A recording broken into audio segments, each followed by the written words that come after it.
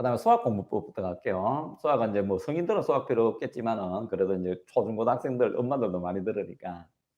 수학은 무조건 개념이에요. 무조건 개념. 그럼 초등학교 때부터 가볼게요.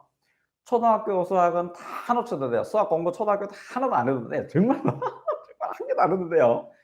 딱 해야 될 게 뭔가 하면 3 학년인가 요즘 몇 학년으로 했다 국어단 외울 때 요즘은 잘한다고 뭐 20 단까지 외우겠다는 그 의미 없고요. 또 역사네요. 거꾸로 외워야 되는 이것도 뭐 안 하니만 안 하는 것보다 좋지만 그거 없고요. 분산을 시켜야 된다. 분산. 분산. 6은 1 곱하기 6, 2 곱하기 3, 3 곱하기 2, 6 곱하기 1. 그다음에 12는 1 곱하기 12, 2 곱하기 6, 3 곱하기 4, 4 곱하기 3, 6 곱하기 2, 12 곱하기 1 분산 연습을 시켜야지 돼요. 자, 이것이 무엇인가 하면 약수와 배수, 그다음에 나중에 순서상, 좌표 찍을 때 이런 쪽에 집합, 이런 요즘은 집합을 잘 안 하더라. 여기에 다가 이게 들어가는 거예요. 수학은 딱 한마디로 말하면 정확성과 속도예요. 초등학교 때 정확성과 속도감이 갖춰지지 않으면 중2, 중3 때 가서 이 아이들이 뭔가 하면 자기가 푸는 게 정확하지 않으니까 또 풀고 또 풀고 하다 보니까 틀리는 거예요. 그래서 초등학교 때 구구단을 분산을 철저하게 시킨다. 3, 4학년 동안에 다른 거 안 해도 돼요. 분산을 철저하게 시키셔야 됩니다. 요거 정말로 명심하셔야 돼요. 그다음에 더 중요한 거 하나. 5학년 딱 올라가면 뭐가 있어요? 그 아까 이야기했는데 비례 배분이 나오기 시작하고 분수 개념이 나와요. 분수 사실은 나누기잖아. 중학교 올라가면 분수라는 게 없어요. 그냥 자 그 뭐지 나누기라는 게 없어요. 다 분수로 쓰는 거예요. 딱 이렇게 갑니다. 그래서 지금 중학교 2학년 정도 되어서도 수학이 바닥인 아이들은 뭐를 시켜야 된다? 분수 사칙 연산을 철저하게 시킵니다. 서점에 가면 분수 그 연산법만 나온 게 있어요. 계산력. 그거 몇 급만 빠르게 시켜보세요. 그리고 중2 정도 수학이 성적이 쫙 올라가게 돼 있어요. 초등학교에 다닐 때는 딱 두 가지예요. 구구단 분산까지 연습을 잘 시킨다. 그다음에 분수의 사칙 연산을 철저하게 시킨다. 이렇게 되는 거예요. 그다음에 예, 좋은 네, 반갑습니다. 언제 한번 오세요. 따님 데리고. 그다음에 중학교 올라가서는 수학은 뭐 그냥 저냥 중학교 2 학년까지 뭐 기초 뭐 따로 필요 없어. 기초하려면 중학교 들어가서 기초하려면 분수 사칙 연산시키면 돼요. 그다음에 중학교 들어가서는 딱 해야 될 게 뭔가 하면 특히 중학교 올라갔을 때 그 선생님이나 학원 선생님이나 부모님들이 실수하는 게 있어요. 공식 외우라. 절대로 공식 외우면 안 됩니다. 공식은 유추해 내야지. 다른 거 안 하더라도 공식은 유추해 낼 수 있어야 돼요. 공식 외우는 순간 아이들 2등급은 절대 못 올라갑니다. 그 학교에서 성적이 맞을지 뭐 성적이 이게 문제를 조금만 탁구 하나 버리면 절대로 얘들이 올라갈 수가 없는 거예요. 공시는 몇 개 안 돼요. 반드시 아이가 그 뭐 유추해 낼 수 있을 때까지 시켜야지 되는 거예요. 그러니까 중학생에서는 인수분해를 잘 시켜야 됩니다. 인수분해 연습은 끊임없이 시켜야 돼. 인수분해만 해서 고등학교 올라가도 돼요. 중학교는 다른 거 크게 알 필요 없어요. 알 필요 없는 게 아니에요.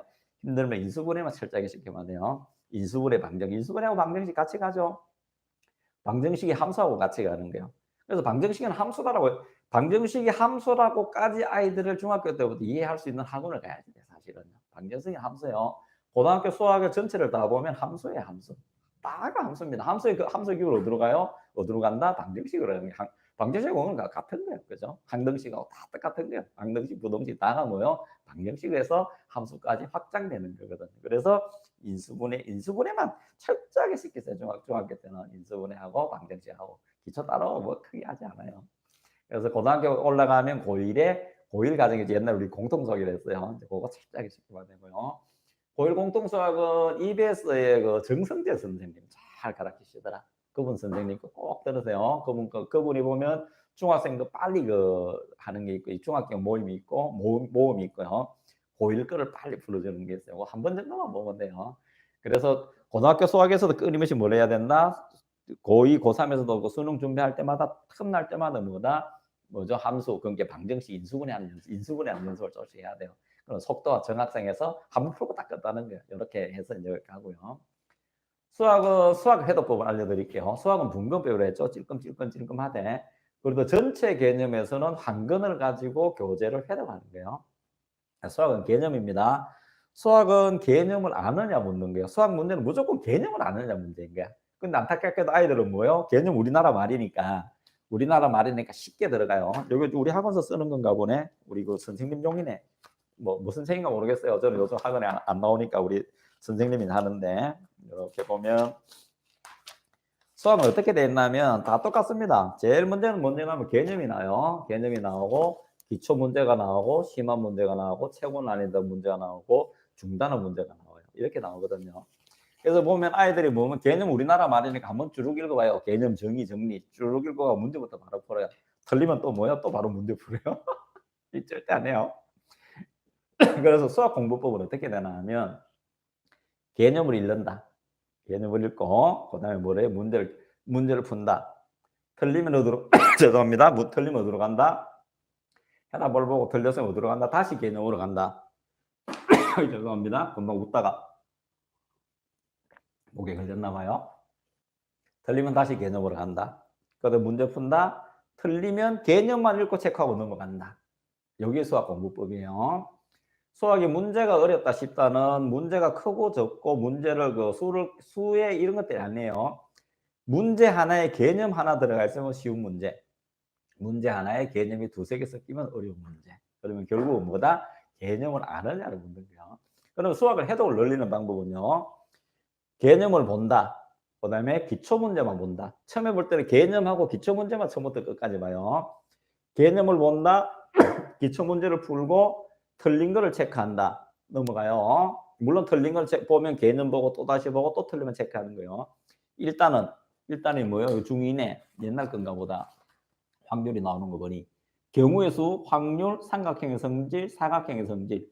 경우의 수 중에 최차 그런 게 기초 문제만 푸는 거예요. 틀리면 다시 개념 보고 틀리면 넘어간다. 박민아님 어서 오세요. 그 다음에 그럼 2단원도 뭐예요? 개념을 읽고 기초 문제만 푼다. 틀리면 체크하고 또 넘어간다. 3단원도 개념만 보고 기초 문제만 풀고 넘어간다. 4단원도 기초 문제만 풀고 개념만 보고 틀리면 개념 보고 기초 문제 보고 틀리면 넘어간다. 그러면 빨리 이래독이 끝납니다. 수학이. 그러면 다시 처음으로 돌아와요. 와서 개념 보고 기초 문제 틀린 문제를 본다. 그 다음 난이도 심화 문제를 본다. 맞죠? 그 다음 난이도를 봐요. 그 다음에 이렇게 해서 틀린 문제 체크하고 또 넘어가고 2단원에서는 개념을 보고 저번에 봤을 때 기초 문제 틀린 문제와 그 다음 난이도의 심화 문제를 본다. 이렇게 해서 처음부터 끝을 내요. 이해독이 끝나고 나면 처음으로 다시 돌아와서 기초 문제를 개념을 보고 1해독, 2해독 할 때 틀린 문제를 보고 제일 마지막에 최고 난이도의 문제를 본다. 틀리면 또 넘어간다. 이렇게 되면 3회독이 빨리 끝납니다. 그렇죠? 이렇게 지금 시작을 하면 방학 동안에 3회독을 하고 들어갈 수가 있어요. 지금 앞에 게 앞학기 거, 그 다음 학기 거 충분히 가능합니다. 그래서 수학 공부법은 이렇게 한다. 이렇게 가는 거예요. 그 다음에 수학 공부에 그 꽃은 오답노트죠. 공부 못하는 놈들은 오답노트 써놓고 오답노트 어디 있는가도 모르지. 왜 쓰는지 몰라. 선생님이 쓰라 하니까 쏙 오답노트 어디 있는가도 모르지. 그죠? 그렇지? 그래서 오답노트 이렇게 쓰셔야 돼요. 공책 한 건 하면 안 돼요. 공책을 이렇게 자르세요. 이렇게 잘라가지고 어떻게 하나 하면 우리가 지금 대개 보면 이랬죠. 문제 쓰고 오답이니까 틀린 쓰고 개념을 쓰고 왜 틀렸는지를 쓰고 정답을 쓰고 이렇게 가잖아요. 그러면 아이들이 보면 문제 안 보고 해답부터 먼저 봐요. 그래서 공부가 잘 안 돼요. 그래서 문제만 앞장에 쓴다. 최소한 그 뒷장에다 보이지 않게 여기다 개념을 쓰고 틀린 이유를 쓰고 풀이 과정을 쓰고 답을 적는다. 최소한 요 정도까지 하셔야 되는 거예요. 오답노트 쓰는 방법요. 저희 학원에서 이렇게 해봤을 때 아이들의 효과가 사실 많았었어요. 그래서 오답노트는 그쵸. 요거는 처음부터 쓰면 되는데 처음부터는 쭉 넘어가기 힘드니까 실력에 따라 좀 다른데요. 사실은 지금 빨리 예습으로 방학 전에 지금 할 때는 오답노트 사실 안 써도 돼요. 안 써도 되고요. 좀 아이들이 그래도 좀 이렇게 할 때는 한 2회독 정도 할 때 그때 써도 돼요. 지금 어차피 한 학기 전에 3회독 해서 들어가는 거잖아요. 지금 다음 학기 거. 그러면 그때는 사실 안 써도 되는 거예요. 그러니까 기초 문제만 들어갈 때는 사실 오답노트 안 써도 되고요. 그건 개념만 보면 나아요. 그래서 어쩌면 2회독이나 최고 난이도 문제를 빨리 훑어보고 훑어본다는 뭔가 하면 책의 구성이 어떻게 되었는지를 알다는 얘기거든요. 그래서 수학은 한 2회독이나 3회독 정도 돼서 쓰셔도 돼요. 네, 그렇게 하면 됩니다. 그래서 오답노트를 어머니들이 이렇게 만들어 주세요. 그래서 수학은 이렇습니다. 수학은 개념 보고 문제 푼다. 무조건 틀리면 다시 개념이야. 무조건 개념으로 간다. 이렇게 가고요. 수학 공부법은 틈틈이 한다. 그 다음에 교재는 무조건 한 권이에요. 한 권.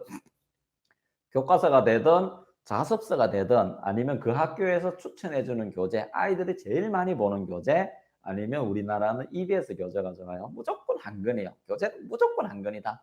교재가 나빠서 잘하고 못하는 게 무조건 교재는 한권을 간다. 이렇게 가는 거고요.